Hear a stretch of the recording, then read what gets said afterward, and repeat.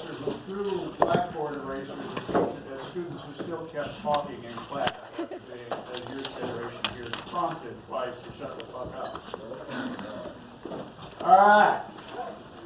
So, we are in the middle of the fourth branch handout. There's a reason I wanted you to shut up. The next part you have to take the attention.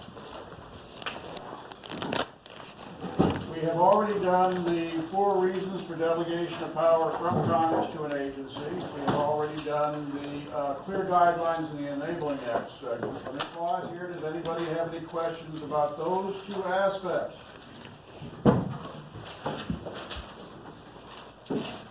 I'll take that as a no. So now we move on to what will be the answer. When I say what will be, I mean this is the only acceptable answer. What will be the answer to question 3 on the second exam, which requires you to explain rulemaking or making of regulations under the Administrative Procedure Act.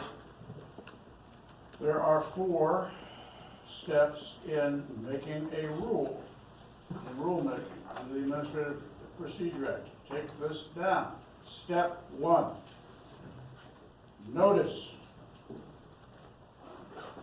I'm not kidding. Okay. Of proposed rule must be published in the Federal Register. Note I have shown you how to spell Federal Register, okay, in the handout. Step 2, wait at least 30 days, period. We call this the period for comment. People in favor of proposed rule, people opposed to a proposed rule will communicate with the agency. And usually the period for comment goes longer than 30 days. Sometimes it's 6 months, sometimes it's a year. But it's got to be no fewer than 30 days. Step 3, notice of final form of rule published in the Federal Register, comma, upon which publication the rule becomes effective, period. 4th and final step, opportunity to petition for amendment, period. Those are the 4 steps in rulemaking, and more important in your young lives, that's the only acceptable answer. What I dictated in terms of steps. It's the only acceptable answer to question 3 on the second exam. So let's step back and, dare I say, take a meta-level look at this. If you think of this as sort of another version of the adversary process in action, it is. You first have the proposed rule published in the Federal Register, which is a magazine that comes out each business day. Every printing office generates it. If any of you are so foolish after being exposed to me as to want to go practice corporate law with a big-ass law firm, that's how you start your day the first 7 years of your employment. You go in at 5:36 in the morning, you get that morning's copy of the Federal Register for your department, you scan it, and if there's a proposed rule that's going to impact your department, you tell a senior partner, hey. Then, as I said, you got that 30-day period minimum for comment, usually 6 months to a year. And that allows, as is the case in the trial with the plaintiff and defendant, that allows the people in favor of the rule and the people opposed to the rule to set forth their strongest case for their position and to tear down the position of opponents to their position. only reason why I was emphasizing the adversary process. It permeates our damn political system. Then, the rule's final form. So you said, heads up, new rule, common opportunity for discussion. Hey, this is it. Then the final form is published. Usually the rule is effective that morning, 8:30 a.m. Washington D.C. time, which is 7:30 a.m. our time. Sometimes the final form is published with a date certain, saying not today, but January 1 or July 1, that's the beginning of the fiscal year for most of the world, or October 1, which is the beginning of the fiscal year for the government. But when the final form of the rule is published, there's some designation of an effective date. And the fourth step, you have an opportunity to ask for things to change in the rule as long, well, I guess the ultimate limit would be when the sun goes nova, okay? You can always ask for a change. Sometimes, I'll be honest with you, if you oppose a rule during the period for comment, the agency is probably not going to listen to you. Because they've created this rule, they think it can do no wrong. It's like in your future, when you have children, your children will perform in various public venues, talent shows in second grade, Christmas pageants, or whatever. I am pleased to note that your generation has got Let It Go from Frozen that the little children sing. The previous two generations had to put up with Tomorrow from Annie. Oh, God. I really got to sit down and go on YouTube and listen to Frozen because I cannot think of a tune which is more likely to be productive of not hitting the right note than Tomorrow. But it works out that way. Anyway, you go to a talent show. Your kid's in it. Your kid is perfect. I mean, your kid is a budding Beyonce or Al Jarreau. But the rest of the little children, they cannot come in the vicinity of the note. Okay. And it's the same thing with an agency. They create a rule in a vacuum. They don't see any downside to it. But once it's up and running, then you say, okay, this may not be the world's brightest idea. Back, I guess 75, 76, when I was in the banking and securities department at Chapman and Cutler downtown, the Federal Reserve and FDIC came up with this rule and it was in reaction to an attempt to boycott Israeli products and companies. But the banking authorities came up with a rule that gave people who were denied a loan the right to sue on the basis that they've been denied the loan on the basis of their religion. And no limitation as to reasonableness of the claim, no limitation of can you support it, just, hey, you can sue, just all you got to throw is in as a count, hey, I allege this was denied to me because of my religion. And we wrote in during the period of comment and said, hey, you're opening up what they call in the law floodgates of litigation. People will file a lawsuit alleging religious discrimination just because they didn't get a loan. And the banking people paid no attention to our comment. And then after the rule had been up and running for about 3 months, and lots of lawsuits had been filed without merit based on religious discrimination, the banking authorities repented of their mistake and they amended their rule to require that you have some reasonable basis upon which to make this claim, as opposed to you can just file a lawsuit for the hell of it. So that's rulemaking. Notice I have given you the way that one spells Federal Register. Notice that register is not the same as registrar, not to say many of your predecessors have a federal registrar up there taking a registration of us, not unlike St. Peter. Now Congress, remember when we talked about, okay, I'm about to make a leap backwards 2 weeks, all right? Remember we talked about INS versus Chadha, where Congress had this thing called a legislative veto, whereby a simple majority, either the House or the Senate, could undo a specific ruling. In that case, by an agency, in that case, the immigration people had tried to deport Mr. Chadha and back to Kenya. And the INS filed a lawsuit saying, hey, this has the effect of a private bill, therefore it's got to go through all the hoops. Well, if Congress does go through all the hoops to pass a bill, to pass a statute, then Congress can undo a regulation. I don't know if I'm happy or not, but I guess the current crop of students is unlikely to be igniting a rolled tube of paper with dried leaves in it and sucking on it. That is, say, we don't have a lot of smokers on campus anymore. But if one is, and I'm assuming you are at least familiar with what a cigarette pack looks like, on a pack of cigarettes they have what are called warnings.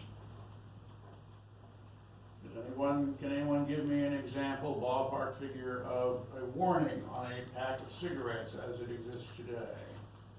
Could it cause premature birth? Okay, the two-headed baby warning can cause birth defects and premature birth and low birth weight.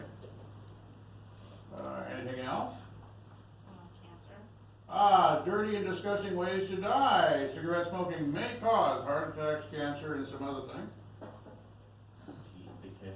What? Teeth decay. Oh no, that's not. But that's actually not on. That's not on the package. It probably should be. It should be on the chewing tobacco thing more than the cigarette packages. They also have the toxic waste warning. Warning that cigarette smoke contains tar, nicotine, heavy metals, and why don't you just go drink out of a retention pond behind a municipal plant is got this stuff.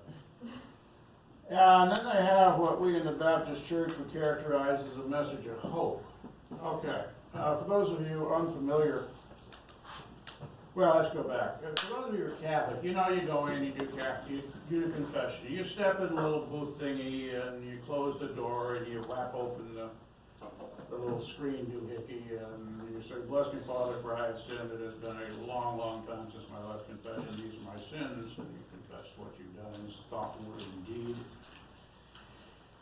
And once you're done, what does the priest tell you to do in penance? Inevitably, you could be the goddamn gunman on the grassy knoll that shot John Kennedy, and you still get the same penance. What's the penance you always get? Just pay for your sins. Well, yes. It's like a few glory bees, some Our Fathers, just gives you a number. Well, yeah, 10 Hail Marys and 10 Our Fathers, right? Yeah. Classic double tens, yeah. Well, in the Baptist Church, we don't do that. You do the individual confession. We do this corporate confession. We're all sitting there and read something the preacher wrote for the weekend or for the Sunday, which boils down to we have sinned by omission and commission, and we are worthless pieces of slime, and it goes on for about 5 minutes after that. And then you have the message of hope, which the pastor offers. Fear not, for John 2:16. And there's a message of hope on the warnings. I don't know why they still call it a warning. Warning! If you stop smoking cigarettes now, this other stuff may not happen to you. Well, why, aside from the fact you really don't need to die of lung cancer, am I mentioning cigarettes? Well, it used to be, before 1986, we've known, at least the Surgeon General has known, that cigarette smoking causes death and disease, starting with lung cancer since 1964. Between 64 and 86, there was not any warnings on the side of cigarette packages. There was a caution, cigarette smoking may be hazardous to your health. Well, hell, true fact, eating too many parsnips may be hazardous to your health. Having too much oxygen may be hazardous to your health, and so on. And the reason for that 22-year period, where even though the medical folks in the government knew this was going to kill you, and then finally the warnings that were advocated for the beginning were finally put on the packs, The reason for that 22-year period was something called the Cigarette Label Warning Act, and it was a statute passed by Congress and signed by the President, stating that instead of the warnings, each pack of cigarettes should have the caution, it may be bad for you. And the reason for this, and it's almost laughable if you see how many people are still smoking. It's fascinating to me. Mrs. Newman and I come in not by the trucking company, but down through the Benjic gates, past the sculpture. We keep looking for the turkey vultures. Occasionally get to see the turkey vultures out there on the statue. But apparently, if you come to that road, Spartan Drive, you're off campus for the purposes of puffing on a cigarette. And so we see people just, they need to get their nicotine. Going out there, it's like Smoker's Corner at high school, right? Do they have a place where the smokers, is that just because you're naive girls and you don't know where they gather? Nobody really smokes cigarettes. People cheap. They normally do weeds, they'll like go across the, Oh, hold on a second. So normally do weed? they normally smoke weed. Yeah. Okay. Kenzie, Where do the you know a lot about this, don't you? We do know it's not something you're supposed to be doing. It's a lot better for you than cigarettes. Technically, you can't get high off weed. Oh,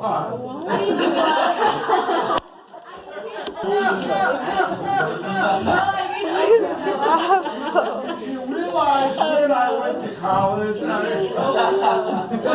His face got so red. you can't okay, Yeah. you're right, you cannot overdose on Yeah, it. if you smoked 180 pounds of it, you can.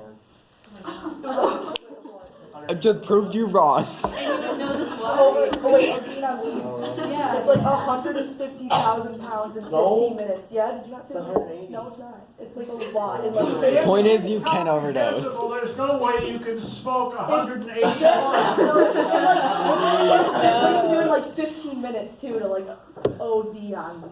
So, Oh, I'm just trying to. So you can OD on it. What now, Mackenzie? but like odds are you already do because there's only like 1 or 2 THC glands in like the I know. back of the neck. I was just mocking you.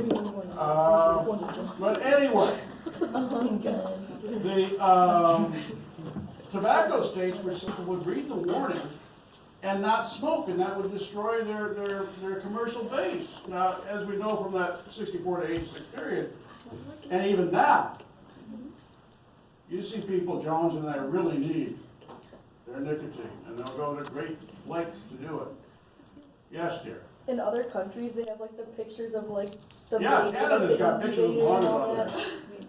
Canada's got a picture of the lungs on there. Oh, like in like Mexico and like places in like the Caribbean, they have like the baby with like hooked up to all that crap on top of it, like right on like the flab of it. So it's, every time you look at it, it's just right on top. Okay, and how much does that deter people from smoking? Do you smoke? Not in the Did least. it? I'll be honest with you. Cigarette smoking is as addictive as cocaine, which is saying something. And if you've ever known anybody who has tried to get off of cigarettes, you know it's not a pleasant experience. Mrs. Newman gave me the choice of giving up smoking or giving up sex. That was not a hard choice for me to make. And she said it was very difficult to live with for about 6 or 8 weeks. She said like having somebody with PMS constantly during that time period. So, which I guess it was true, because I am not the easiest person to live with anyway. But anyway, so okay. Rulemaking, that's the third question on the second exam. And honest to God, I am not fooling here. Give me back what I dictated to you. That is the only acceptable answer to this third question on the second exam. That's why I dictated it to you, and you took it down. He said, hopefully. And since it's a take-home exam, you have no excuse for not duplicating that.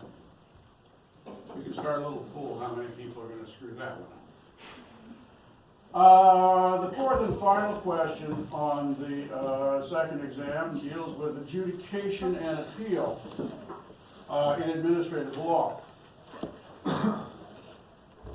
And I deal with this in large part because, as we'll see in a second, there's a significant departure from the way the courts have appealed.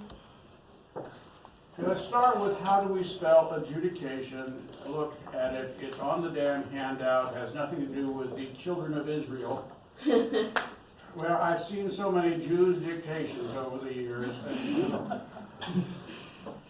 Adjudication, fancy way of saying court-like stuff. You can impress your dad. Your dad wants to know, what are you getting for paying tuition? Hey, Dad, I learned a new word, adjudication. Okay. Which you can then say is court-like stuff. Okay. The agency thinks you broke its rule. And the agency prosecutes you before itself. I realize that sounds unfair, but inside each agency they have a little mini separation of powers going on. So the people who make the rules are completely separate. They have a separate chain of command and promotion and so forth from the people who prosecute violations, from the people who adjudicate, from the hearing officers. So it's like the three branches of our government within each agency. And your first stop, if the agency decides to prosecute you for breaking a rule, is in front of somebody we will call a hearing officer here. All right, now don't take this next bit down, but I'm explaining why we're using this particular term. Some of the statutes, some of the Enabling Act refer to this person as an administrative law judge. I don't like that term being used in my class because students get confused between real judges and administrative law judges. We'll call this person a hearing officer. It's an adversary process. It's a standard trial in front of the hearing officer, who acts as both judge and jury. As the judge, the hearing officer makes rulings on questions of law. They still use the rules of evidence and so forth, rules of procedure in there. And then after the plaintiff side and the defendant side are over with, the hearing officer makes rulings, makes finding of facts. So, if you've been following the events in St. Louis over the last several nights, the trial which found a St. Louis police officer not guilty of murdering an unarmed black motorist, that was a bench trial. Sometimes you end up with judges acting as both judge and jury, and one of the reasons I think the people down there are so unhappy is because the judge rendered a 30-page opinion explaining his rulings on questions of fact, and it was somewhat surprising, some of the things he ruled. So the hearing officer sees the adversary process play out, makes a ruling who wins and who loses, makes rulings on questions of fact along the way in the trial. He makes rulings on questions of law. So if you don't like what the hearing officer did, then your first step in appealing is to do something called appeal to the agency. You ask the people, whoever is in charge of the agency, can be one person, can be 3 people, can be 14 people, depending on the agency. You ask everybody who's in charge of the agency, do all y'all want to hear my appeal? If the appeal to the agency is granted, then, and this is important, then there is what is called a second trial de novo. Okay, don't confuse this use of the word de novo with the one in the Supreme Court law. In a second trial de novo, in this context, there's a complete replay of the trial. All of the witnesses testify again in front of the agency. All of the physical and documentary evidence is introduced and commented upon again. So, because the heads of the agency has seen the witnesses testify, this means that in a second trial de novo, in the appeal to the agency can find both questions of law, like a standard appeal, and questions of fact, because they've seen the witnesses testify. So as I said, that's very different from appellate courts, right? If you don't like what the agency did, either they denied your appeal, and I'll be honest with you, percentages of acceptance of appeals to the agency are all over the map in terms of percentages between the agencies. Some don't ever grant it, some grant it about 1/3 of the time, so you really need to find somebody who knows this stuff. in that agency. But if you don't like what the agency did, either they turned down your appeal, or they heard you out and found against you. If you don't like what the agency did, your next step is to enter the federal court system somewhere. Where you enter the federal court system depends on a choice Congress made when Congress wrote the Enabling Act. Okay, there's a reason I'm emphasizing Congress made. You as an appellant don't get a choice. You're bound by what Congress did. So Congress chooses one from among three options, which I have listed. Option one, Congress may create a special court just to hear appeals from this agency. Under option one, where there is a special court created, and usually this is technical stuff like boilerplate. Under option one, where a special court is created just to hear appeals from this agency, there's a third trial de novo, with a third possibility of findings of both fact and law. So just as a rule of thumb, anytime you see third trial de novo or second trial de novo that's happening, complete replay of the trial, findings of both fact and law are on the table. Very different from the federal appellate courts. Speaking of the federal appellate courts, under option two, Congress may decide that you've already had, as we say in the law, 2 bites at the apple. You've had 2 trials, or 2 chances for trial. And that's enough. So if Congress chooses option 2, Congress will direct in the Enabling Act that appeals go from the agency to the Court of Appeals. Since courts of appeals do not do trials, there is no third trial de novo under option 2. I'll say that again. Under option 2, there is no third trial de novo. Only questions of law are decided under option 2. What usually happens is Congress hasn't said a damn thing about it. The Enabling Act is silent. And when the Enabling Act is silent, then under the Administrative Procedure Act, appeals are defaulted over to the district court. District courts do trials. There is a third trial de novo if the Enabling Act is silent. Once you're in the federal court system, you go up the rest of the ladder the way you normally would. So option 1, special court, you appeal to the Court of Appeals and then to the Supreme Court. Option 2, you've been in the Court of Appeals, you go to the Supreme Court. Option 3, you're in the district court, you appeal to the Court of Appeals and then the Supreme Court. So you go up the rest of the ladder the way you normally would under option 3.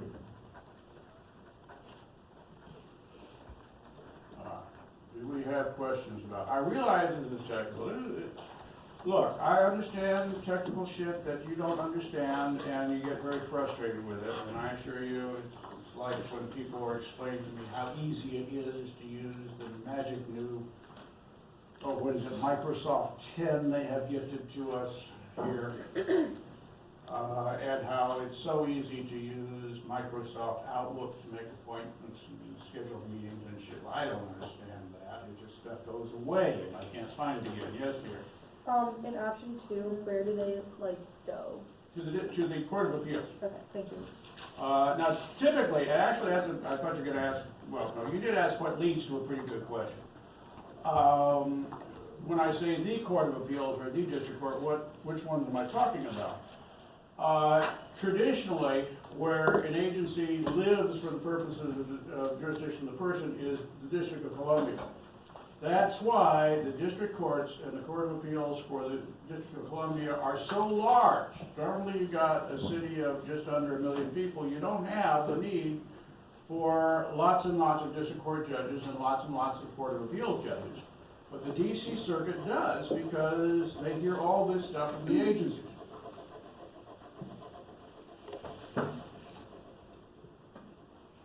Any other questions?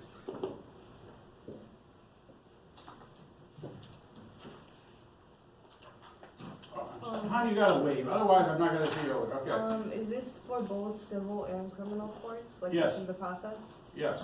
Although traditionally, like Martha Stewart was prosecuted for violating insider trading laws, This would have been her civil penalty, this sequence, and then she was prosecuted criminally in the district court. Okay.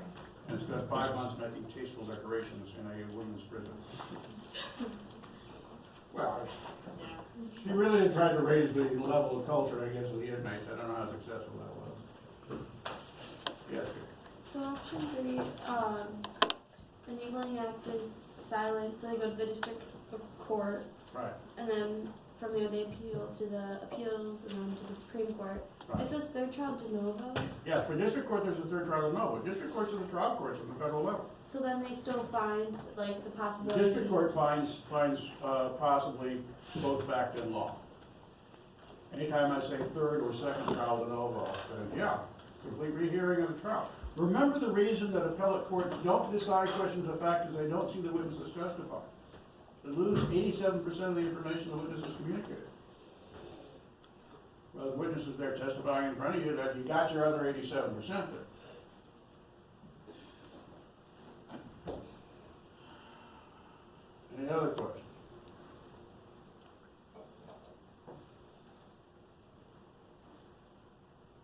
I realize that you have just come off of doing the first exam and you're saying, oh God, oh God, oh God, oh God, oh God. I have another 3.5 years plus of this at the undergraduate level, and I have graduate school, which I assure you is somewhat more taxing than undergrad. But if you think about it, this is a take-home exam. We don't have those damn number 2 pencil Scantron tests or the Survey Monkey thingies or the essay, because I used to give the first 2 exams in class, and then I discovered I really am too old to be messing with your damn handwriting anymore. Well, I used to give in-class exams because occasionally you will have, I'm sorry guys, occasionally you will have a Y chromosome who's as dumb as the average brick. And when I give take-home exams, which I started with, these incredibly stupid boys would come in with pretty damn good papers. So at one point, because when they still had full classes at Roosevelt Schomburg campus, which is 10 minutes from my house, I used to teach poli-sci at Roosevelt as well. And I mentioned a student I had some significant suspicions about to somebody who was both here and there, and she was there at that time in my class, and she said, oh yeah, him. He was really stupid, but he had a smart girlfriend. So now, that was why I did the in-class exams, and I said, I am too damn old to deal with your damn handwriting. So now it's take-home exams, and if I have a suspicion, I will want to see your work. Where did this come from?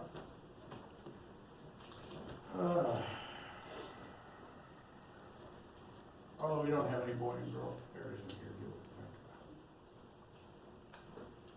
we? No, we don't. I was just checking the alignments. All right. So Mackenzie, you got the internet hook up there? Mm-hmm. All right. Can you go online and pull up the First Amendment, please? You're moving now to Con Law 1. Constitutional Law 1. You ain't gonna get very far. 2 days.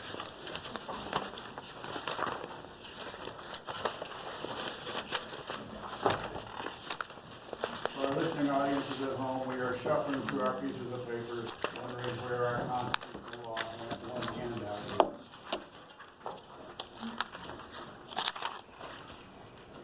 Did we discover we did not print out our constitutional law 1 handout? I see you shuffling with your paper, that's why I'm asking the question. Yeah. Okay, we won't go very far, but remember, bring it in next time, all right? All right, so Mackenzie, you got the First Amendment there? Yeah. we talked Okay, about it. in a loud, clear, ringing voice, as the student leader you are, can you begin to read the First Amendment? Congress shall make no laws. Thank you. Okay. So our first question today, because that's a prohibition on one class, right? Congress shall make no law. You'll see that duplicated throughout the Bill of Rights. Congress shall make no law. The federal government shall not do something. Does that prohibition that applies to Congress extend to the states? If Congress is prohibited from doing something, does that prohibition mean the states cannot do that defined bad thing? All right, why not? Because states can like make their own laws. Okay, can you try that again louder? I'm sorry. States can make their own laws that aren't considered like federal laws. Okay, so hold that thought. Okay, Mackenzie, can you go on and read the next several words? Congress will make no law, what? Respecting and establishment of religion. Okay, thank you. So you're saying that states may establish religion? No, they can't do that. Why not? Um, Isn't that what you just said? and I think it's This is what law school is. It's the only thing you go to law school. You get chosen as a sacrificial lamb for the day, and the professor just messes with you all during that hour and a half. Yes, sir. Because you have separation of church and state. Well, yeah, but I mean, the separation arises out of this first establishment clause. So the question is, does this prohibition extend to the states? Yes. I had a question about the separation of church and state. Isn't it just in a letter by Thomas Jefferson?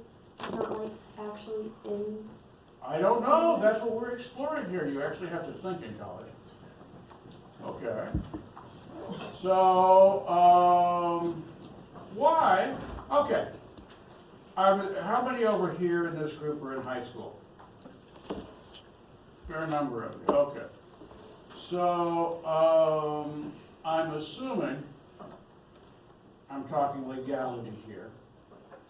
I'm assuming that you legally cannot purchase alcohol. Okay. Am I correct in this assumption? Yes. Legally. Well, I know, not legally, we're crying out loud. I missed my 50th high school reunion on Saturday, and one of the people who attended was a kid named Keith Seitz, who actually won a state championship in wrestling at 136. But Seitz was famous for, because we lived in a rural territory, he was famous for getting himself a bottle of gin and going out and sipping on the gin and staggering around, even though he was like 16. So why doesn't that apply? I mean, why can't you legally buy alcohol? Because I'm not 21. Okay, so that's a prohibition that attaches to the class of individuals under 21. It's called the Socratic method here. You're supposed to nod and awe at my brilliance. Okay. Does that prohibition on one class of people extend to me?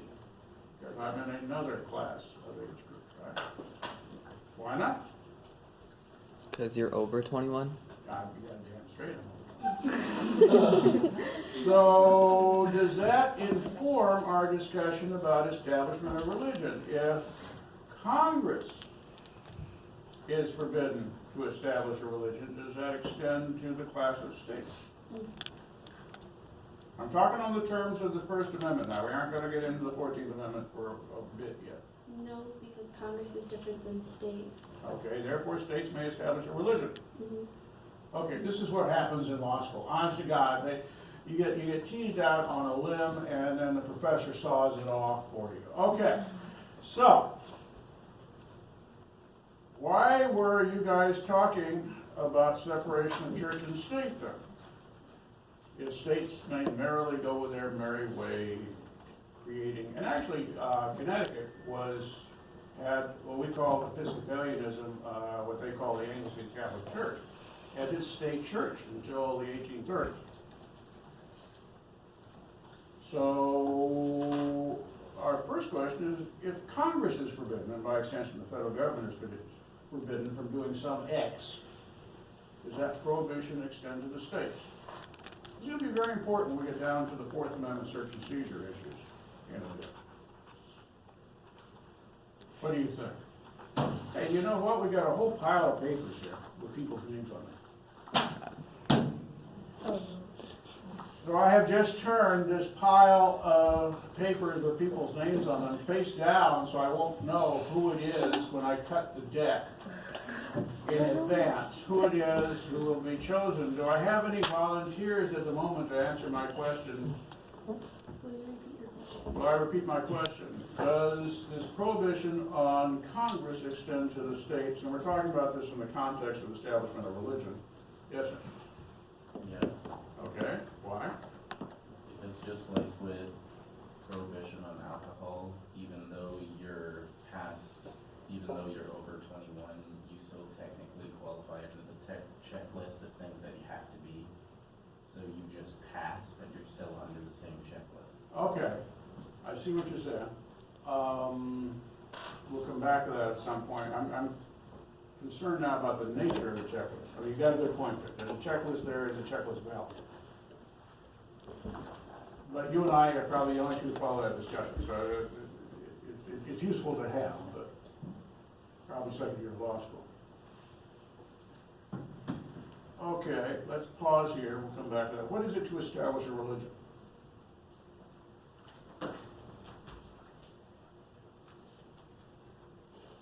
So we've been tossing this term around. Do we know what it is to establish a religion? If Bruce Rauner is struck by lightning, and he has a vision, and he announces, and this is actually the basis of the most bloody rebellion in history, the Taiping Rebellion in the 1850s and 60s in China, killed somewhere between 25 and 50 million people.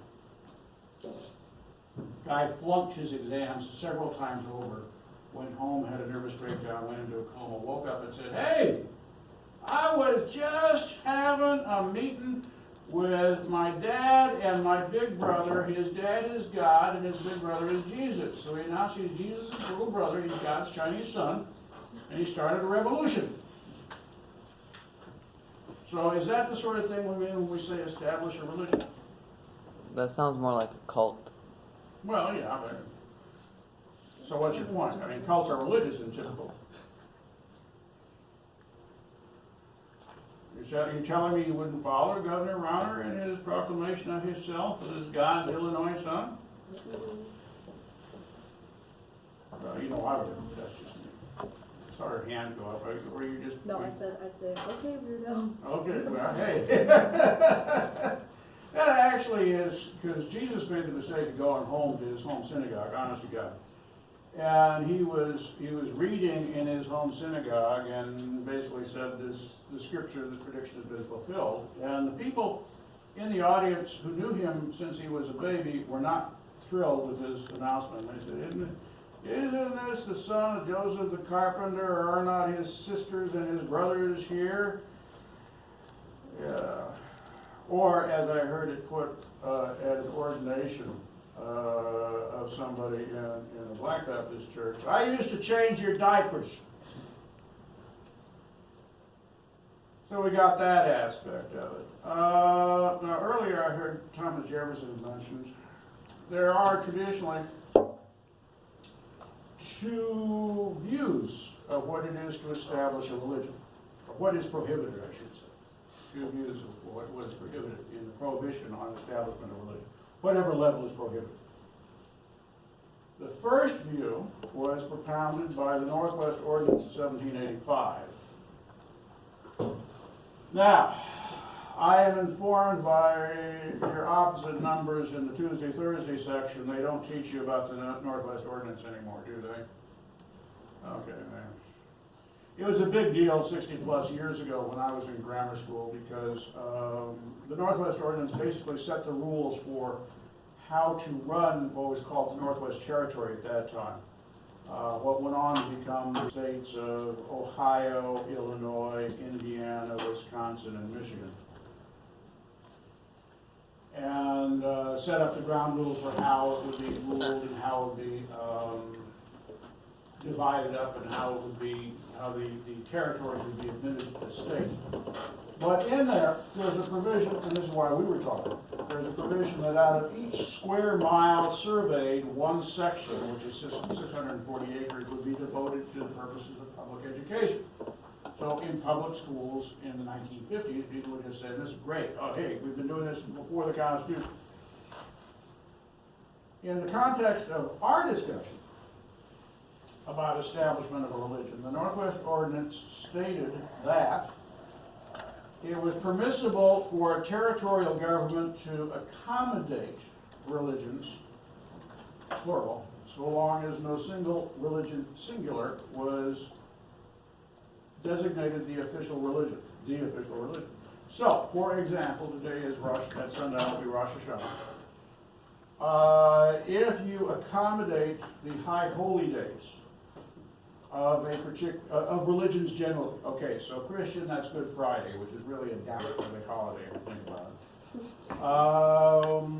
Jews, it's Rosh Hashanah and Yom Kippur. Yom Kippur is even more of a downer than Good Friday, because you spend all day contemplating your sins over the last year. That's what I meant by a downer. Ramadan is the Islamic equivalent where you fast from sun up to sundown for an entire goddamn month. And since it's a lunar-based calendar, it rotates through the year. So in the summer, like it's a pretty damn long haul between one sip of water and the next sip of water. And you have high holy days of other religions. And frequently you'll see accommodation made for the high holy day of a particular religion. One of my dearest friends is a guy named Ribi Sali, who teaches at Oakton. And when we have Illinois Political Science Association meetings and it falls during Ramadan, we make accommodations for him so we're not tempting him with food and drink when he's not supposed to be eating. So that's the Northwest Ordinance view that let 10,000 flowers bloom as long as you don't single out a single flower. In contrast, Thomas Jefferson posited what he called the Chinese wall of separation, an absolute cleavage between government on the one hand and religion on the other. Never the twain shall meet, in Jefferson's view. It says it's image the Great Wall of China, which is supposed to be the only man-made structure that can be seen from space. And if you know anything about Chinese history, it really wasn't that effective in keeping the barbarians out. So, obviously these two views, Northwest Ordinance, let them all play, versus Thomas Jefferson, never the twain shall meet, are in conflict. Which of these two do you think is in the ascendant at the moment?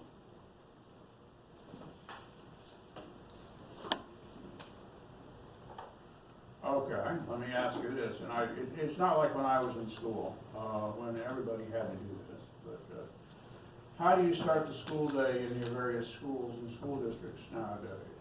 You still pledge allegiance to the flag? Of the United States. One nation of what? Under God. Under God, whoa. Whoa! Does that violate Jefferson's Chinese wall right there? If you're to haul out a dollar bill, in whom do we trust? In God. Yes, dear. So wouldn't that violate separation of church and state as well? Well, the question is, that we're discussing now is there such a separation? Or what is the nature of such a separation? Now, it used to be, well, not when I was wrestling, but after I was wrestling, it used to be that they had weigh-in the night before a contest. So people would dehydrate, and then they rehydrate, and they weigh about 20, 25 pounds more on the mat than they did on the scale. They decided now you have to do like we did, weigh in an hour before the match. So in theory, you still have the same-ish weight classes, but the reality is very different, you know. 167, when I wrestled, meant 169 if you went to the drinking fountain. 167 over up until about 10 years ago meant, well, how much water can we rehydrate you with? So you might weigh 187, 190 when you got on the mat. So you still got the same arguable limitation. We're just exploring how valid or how strict that limitation is. So it doesn't sound like God is being kept out of our public discourse too much, is it? On the other hand, there is a city here in Illinois named Zion, which was founded by people who were real strong proponents in the inerrant word of Scripture, And it had, as part of its city seal in Zion, Illinois, a cross representing Christianity. And our friendly local atheist, Rob Sherman, before his hand, to be honest to God, glued together a kit for an airplane. And last summer, not the one just passed, but the summer before that, he was flying, glued together airplane, and it fell apart around him in the sky, and he fell down and he died. Well, before he died, Rob Sherman filed a lawsuit, filed a whole shitload of lawsuits, but he filed a lawsuit that got the city seal of Zion, Illinois, invalidated, and the city had to remove all traces of a cross from all aspects of their city seals. They had to paint over the doors on the police cars, they had to paint over the water tower. They had to, in a couple of cases, chip it off of engraved engraved city seal. No, because you've got God there, and it's supposed to be an absolute separation of church and state. So the district court and the Seventh Circuit Court of Appeals agreed. So we don't know. I mean, this is not a definitive decision, nor will it be a definitive decision as to whether God shall exit the American public discourse or not. Sometimes one is in the lead, one position is in the lead, sometimes another position is in the lead. But if you go back to the time period surrounding the thing of the First Amendment, now the Bill of Rights were written by the first Congress of the United States, elected in 1786, I believe. And at that time in England, the established church was, as I indicated, the Anglican Catholic Church, which was created because Henry VIII, who had already gotten the Pope to waive serious church laws so Henry could marry his brother's widow, Catherine of Aragon, but Catherine disappointed him by only giving him a daughter. In those days, you needed a son. And anyway, Catherine was not as much fun as she grew older as Anne Boleyn. So Henry decided to dally with Anne Boleyn and got her pregnant. And in those days, you didn't get to say baby daddy. So Henry wanted to get rid of Catherine of Aragon. You guys know this shit? You pause there. Has anybody ever told you this? Somebody's told you this. Okay. How come you're the only person whose head is nodding? Yes, I know this. Why are you boring me? It's already plowed ground. I like history. Okay. So Henry, since the Pope wouldn't give him an annulment, which is Catholic for divorce, from Catherine, decided to say, all right, I'm going to set myself up with my own church, and I'm now the Pope. Oh, I remember the story.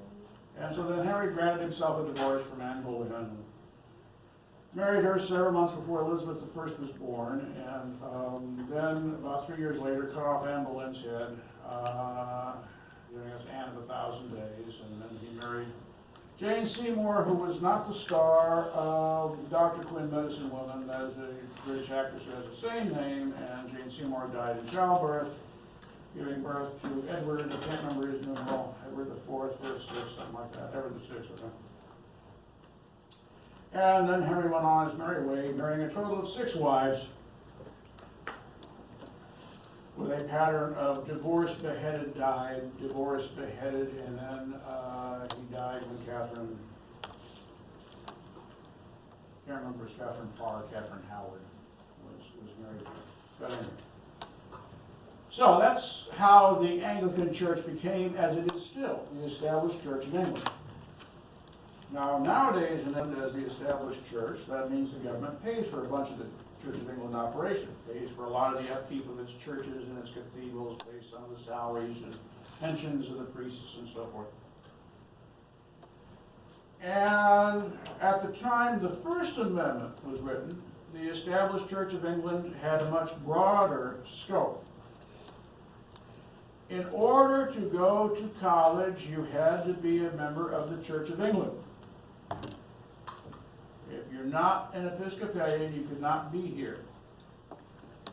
Think of it that way. In order to be an officer in the Army or the Navy, you had to be an Episcopalian. In order to either be in government or to vote, although the right to vote was very sharply limited in those days. Or to vote, you had to be an Episcopalian. In order to practice a profession like law or medicine, you had to be an Episcopalian. So that's what an establishment of religion meant at the time the First Amendment was written. And that's what, as is often the case with our early days of legal history, that's what the Founding Fathers were reacting against. Saying, we don't want to have that sort of a situation here. But it's a long trip from, you can't be a lawyer or a doctor if you don't go to the Episcopalian Church, to you can or can't have a cross on Zion's city seal. So, to return to our original four words, Congress shall make no law. All right, now, for those of us who have our handouts pulled up or in front of us, it says Con Law 1, you will see in italics with a year in parentheses, what is the name of that case in italics there? Fisk versus Kansas. Fisk versus Kansas, 1927. Up until 1927, the prohibitions on the federal government did not extend to the states.